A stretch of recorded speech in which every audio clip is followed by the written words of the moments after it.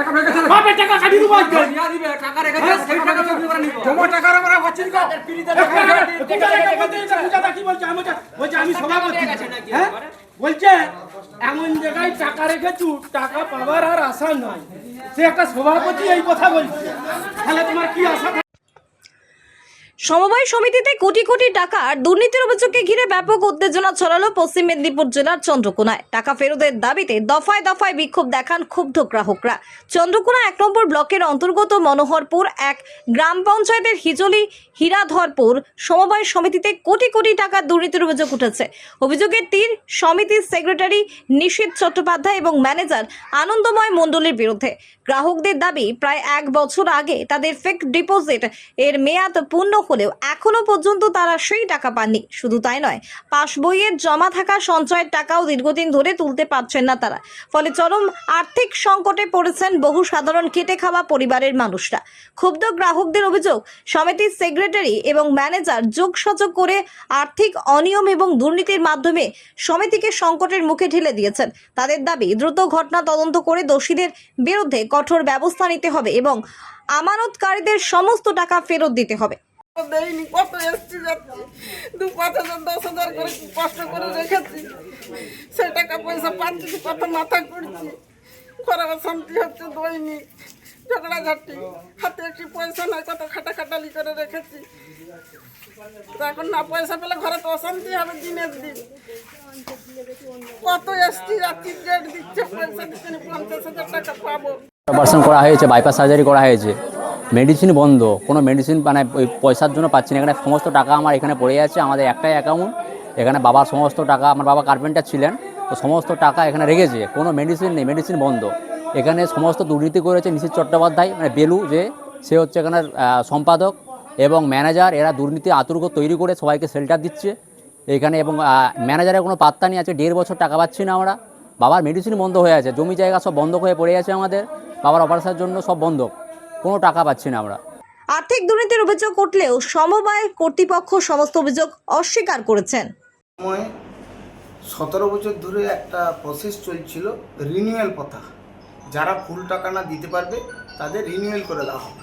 রিনিউয়ালটা ইন্টারেস্টটা দিত, বাকি টাকাটা তাদের লোন রয়ে যেত ব্যাংকে, যেরকম ন্যাশনালাইজড ব্যাংকে যে কাজগুলো করে ঠিক সেই পদ্ধতিতে ব্যাংকের অনুমতি অনুসারে 17 বছর ধরে একটা প্রসেস চলছিল। সেই প্রসেসটা হঠাৎ করে 24 সালে এসে ওরা বলল যে না, রিনিউয়াল কথা চলবে না, ফুল টাকা যে মিটাবে তারই লোন পরিশোধ হবে, আর না হলে লোন পরিশোধ হবে না। তখন আমরা বললাম, তো আমরা ম্যানেজিং কমিটি আমরা বসে আলোচনা করেছি, আলোচনা করে একটা সিদ্ধান্ত গ্রহণ করলাম যে ব্যাংকে আমাদের তো ডিপোজিটের কাগজ রেখে আমরা লোন তুলে যেমন লোনটাকে পরিশোধ করি, তেমন আবার এই যে মেম্বাররা রিনিউয়ালটা করলো ওই মেম্বাররা আর লোনের দাবিদার হচ্ছে না।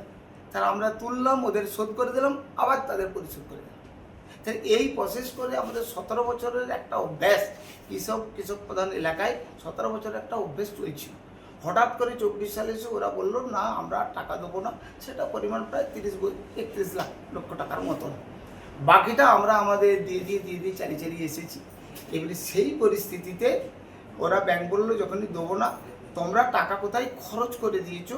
আমরা বললাম না, আমরা তো কোথাও টাকা খরচ করলে আমরা রিনিউয়াল করেছি, টাকা কেন খরচ করবো? লোকের টাকা তো আমরা ভাঙতে পারি না, টাকা আমরা কোনো খরচ করলে আমরা রিনিউয়াল কথা করেছি। যাই হোক, বলুন যে আমাদের এটা হয়তো সঠিক হয়নি, আপনারা বলেছেন, কিন্তু আমাদের কিছু এলাকায় কোনো টাকা পয়সা আদায়টা ভালো নাই। হয়তো আমরা যখন দেখছি যে আমাদের যদি মানে 1 কোটি টাকা ঋণ যদি আমাদের থেকে কোনো একটা সিজনে আমন বা আলুতে, সেই ঋণটা যখনই আমরা দেখলাম 50 লক্ষ টাকা আদায় হলো, 1 কোটি ঋণের দেখা যাবে 70 লক্ষ টাকা তাদেরকে ইন্টারেস্ট দিতে হবে। আদায় কেন হচ্ছিল না? যে ঋণগুলো আদায় হচ্ছিল না, কৃষক দিতে পারছিল না, ফসলের দাম পায়নি, কৃষক দিতে পারছিল। আপনারা কোনো আইনত ব্যবস্থা নেননি? না, তখন সঙ্গে সঙ্গে তো আইনত ব্যবস্থা নেওয়া যাবে না। আইনত ব্যবস্থা ইতিপূর্বে আমরা চেষ্টা চালিয়েছিলাম। সিআই সাহেব বলেছিলেন যে একটা আইন করতে গেলে নানা করতে 3 থেকে 4 মাস লাগবে সেই আইনটাকে লাগু করে তার কেস কাচারি করতে। তাহলে যারা লোন নিয়েছিল তারা টাকা মিটায়নি? যারা লোন কৃষি লোন নিয়েছিল তারা টাকা মিটায়নি, তারা টাকাটা মিটাচ্ছে না। আর যারা টাকা রেখেছে, আর যারা টাকা জমা রেখেছে তারা টাকা পাচ্ছে না। হ্যাঁ বলছি, ওখানে একটু বলে দিই।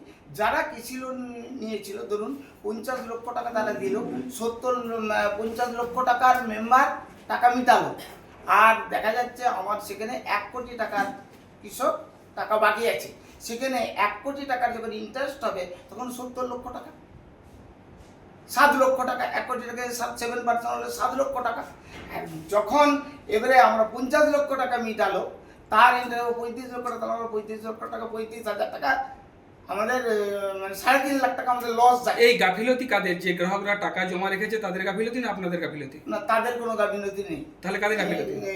এটা এলাকায় এবারে আমি একটু বলি না, তাহলে আপনাদের কিছু গাফিলতি। ত্রুটি থাকবেই, আমাদের ত্রুটি তো আছেই। এবারে ত্রুটিটা আছে মানে কি, আমরা সবাই মতো যদি কেস দিতে পারতাম, এলাকায় যদি কেস দিতে পারতাম, তাহলে টাকাটা হয়তো এই ব্যক্তিরা কবে টাকা ফেরত পাবে বলে আপনারা মনে করছেন? আপনি তো সেক্রেটারি। এই ব্যক্তিরা, আমরা প্রায় 24 সাল থেকে যেটা বলি, ব্যাংক আমাদেরকে যে টাকাটা দিয়েছে, আমরা একটা 50 লক্ষ টাকা ভাঙিয়েছিলাম, সার্টিফিকেট ভাঙিয়েছিলাম, তাতে 53 লক্ষ টাকা হয়েছিল, তখন তারা 35 লক্ষ টাকা দিয়েছিল।